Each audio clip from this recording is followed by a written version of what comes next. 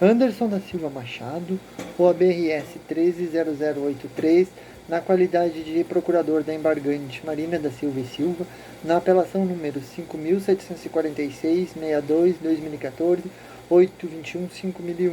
Trata-se de embargos infringentes opostos em face de decisão desta colenda Câmara que condenou a embargante por litigância de má-fé e deixou de conhecer dos pedidos de danos materiais e danos morais. Referente à condenação por litigância de má-fé, cumpre destacar que nunca houve por parte da embargante intenção de enganar os nobres julgadores.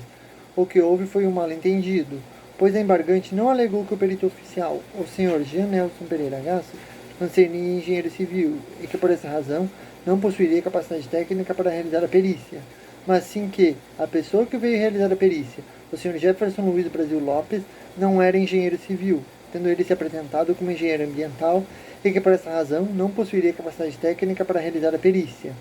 A embargante jamais questionou a capacidade técnica do perito oficial, o Sr. Jean Nelson Pereira Gasso, mas sim do Sr. Jefferson Luiz Brasil Lopes, conforme alegado nas razões recursais, no tópico 3, denominado Razões da Reforma, primeiro parágrafo, 7ª a 10ª linha e segundo parágrafo, 1ª, 2ª e 3ª linhas.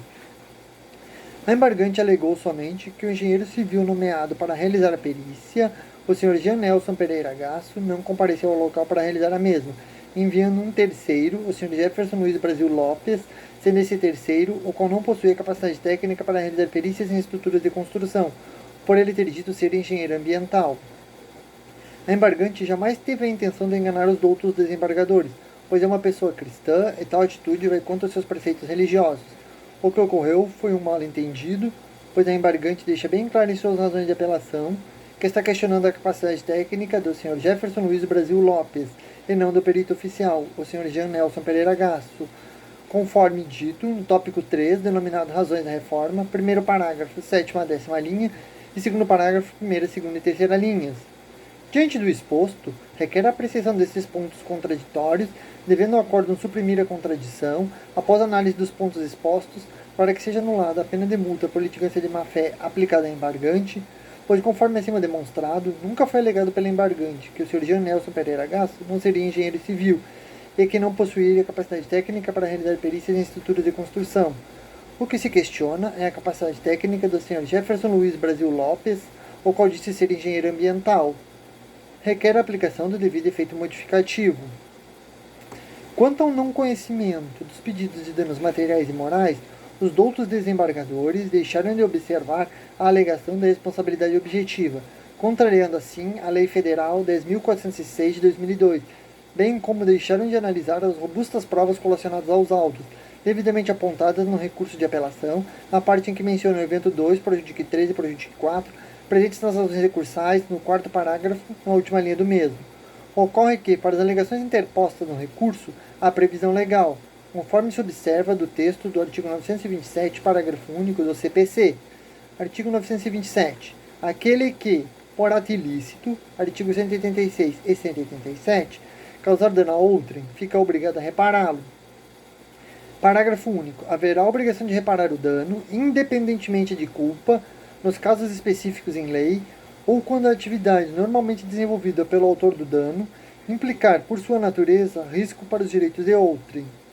Desse modo, como não manifestado a respeito da presença da responsabilidade objetiva das partes embargadas, também não foi manifestado a respeito do recebimento de indenização por danos materiais e morais, os quais têm como base legal o artigo 186 do Código Civil, o qual nos diz que aquele que, por ação ou omissão voluntária, negligência ou imprudência, violar direito e causar dano a outrem, ainda que exclusivamente moral, comete ato ilícito.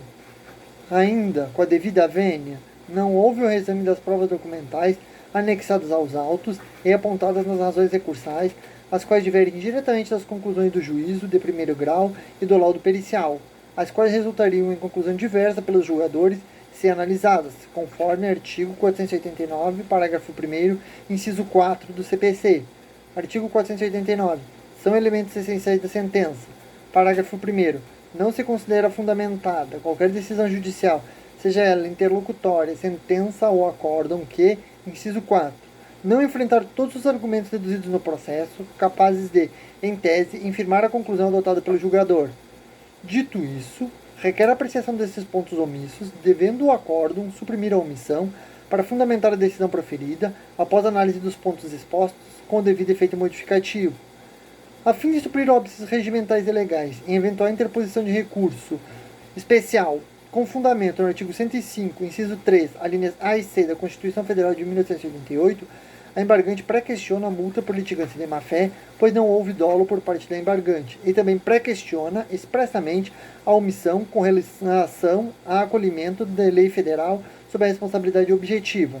Assim, evidente o pré-questionamento, conforme o artigo 1025 do CPC, o qual nos diz que consideram-se incluídos no acórdão os elementos que o embargante suscitou para fins de pré-questionamento, ainda que os embargos de declaração sejam inadmitidos ou rejeitados, caso o Tribunal Superior considere existentes erro, omissão, contradição ou obscuridade.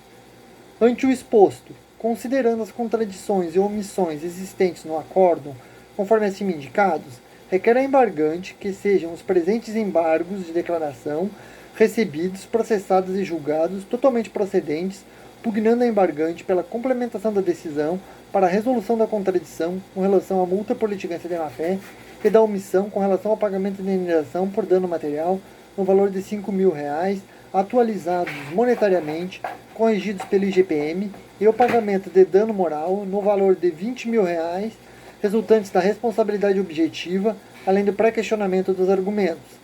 Nestes termos, pede deferimento.